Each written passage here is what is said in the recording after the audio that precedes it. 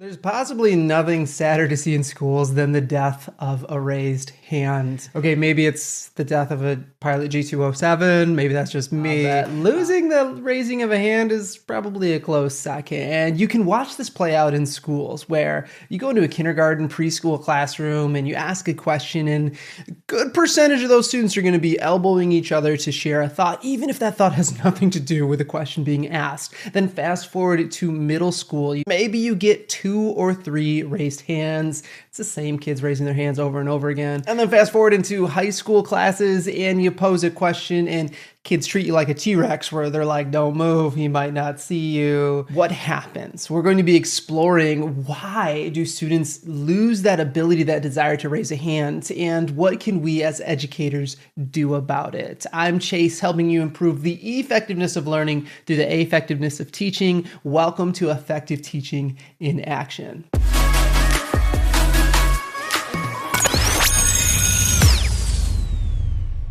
So there are many reasons why students don't raise their hand. And it's also a major issue because that's where we get a lot of our formative feedback. That's where learning becomes visible, when we can see in real time what are some of the thoughts, experiences, memories of students. And so even though there are many reasons, here are the big three. Number one, plain and simple, is that participation is not normalized. We have to normalize it, meaning it has to happen frequently, regularly. If teachers spend 95% of the time talking, in that 5%, like, how do we expect students to want to take those risks when they're not used to it? It doesn't happen more regularly. It's the inertia of learning. The more we practice it, the more it becomes normalized, the more it becomes psychologically safe to share. So here's a reflection question to consider. What percentage of a typical class or learning experience are students being invited to participate, to share, to voice their ideas? And you might want to just actually record yourself for a lesson and actually collect some data, because oftentimes we think students are being given more opportunities than they actually are. Now, I'm not going to say there's a magical percentage of how often students should share and have participation, because it kind of depends on the learning experience. Like, direct instruction is a little bit different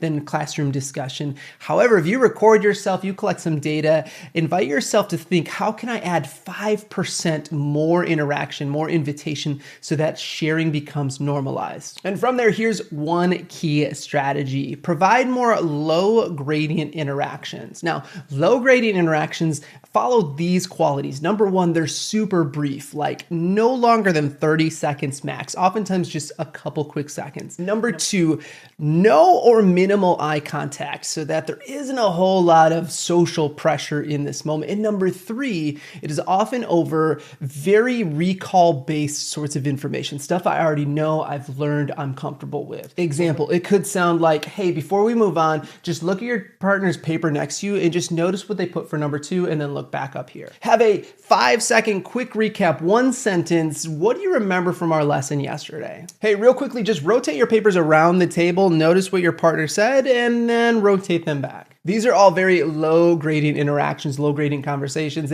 They build more of that easy level, overcome the inertia, so that students become normalized to shares. A second reason students don't raise their hands or share is because sharing isn't legitimized, meaning we have to value every response that students give, even if it's not exactly accurate. If we're only rewarding or acknowledging the correct answer, students will learn very quickly, if I don't have complete confidence in my answer, I'm not going to raise my hand, which makes it much more challenging to see real-time visible learning what is happening. And here's the mindset. Psychological safety is built more by how we respond to the mistakes than the mastery. Students have to feel legitimized that if they get something incorrect, that is still contributing to the class, invaluable to learn. Whereof oftentimes we think we're doing better than this than we actually are.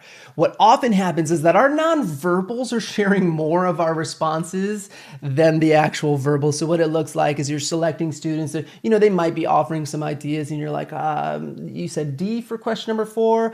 Ooh, thank you for sharing. Not quite. You said C. Yes, C is the correct answer.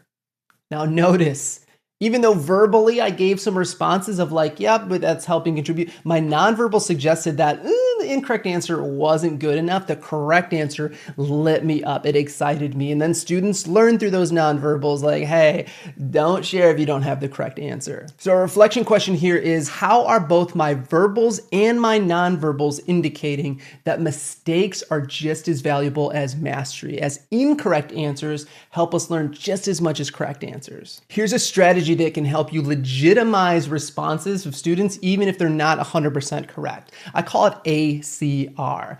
Affirm, connect, redirect. Now we first have to affirm. We have to make sure our verbals and our nonverbals indicate that that share was welcome here. It can be as simple as, thank you for offering up the first thought. Thank you for contributing to this idea. Thank you for raising your hand and sharing an answer. That's affirm. The next thing we do is we connect students to other individuals within the class. So it sounds like, hey, thank you for sharing that. You said D. I want you to like thumbs up, thumbs down if you also had D in the room. So your viewpoint is this is a meritocracy. So go ahead and nod your head in the room if you also thought meritocracy, and shake your head if you had something a little bit different. So you shared that prediction. If you had a similar prediction, just make the sound mm-hmm.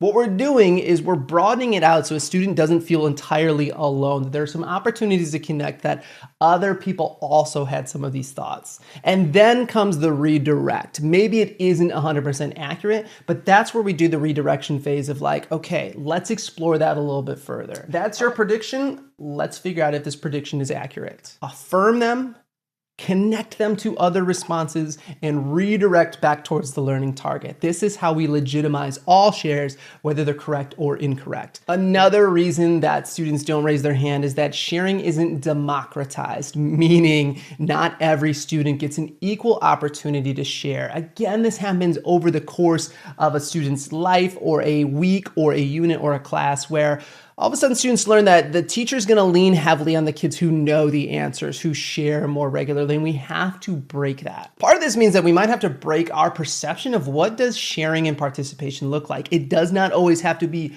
verbal, extroverted, raise the hand. Are there other ways that students can participate, share their learning so that they build the comfort of being a collaborative part of the classroom? The reflection question is, how am I ensuring that every student has an equal opportunity to share so it becomes democratized in participation? Simple strategy here is a strategy called the one-word whip. What this means is that we are going to whip around the classroom and hear just one word from every student in the class. Now, this is a beautiful strategy because not only does it overcome the inertia and ensure that every student gets a chance to share, but it's a great way to look at outliers and trends so that students can kind of get comfortable with the idea that like we have similar answers, we might have different answers. So it could sound like, hey, we're gonna do a quick whip around the room. I want you to give me one word from what you remember in yesterday's lesson on states of matter. Or as we dive into this character analysis, provide one word, write it down real quick. What is one word you think of when you think about this character? These can even be non-academic. I would love for you to provide what is one word that is going to be the focus of your goals or your energy this lesson or this class. Now you can even take this a step further. After students share their one word, you can direct to some of the students who don't share more regularly and say like, hey,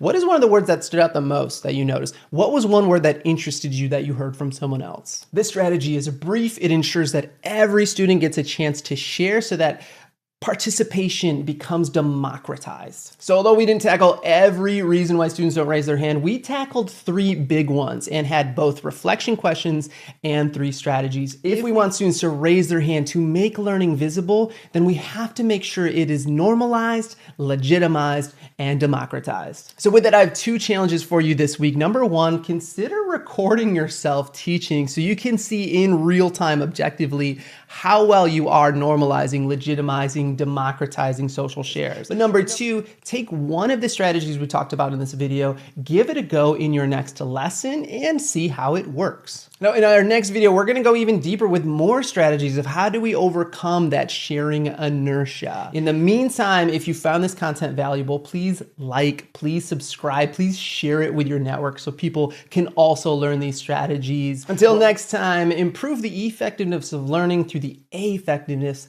of teaching. Cheers.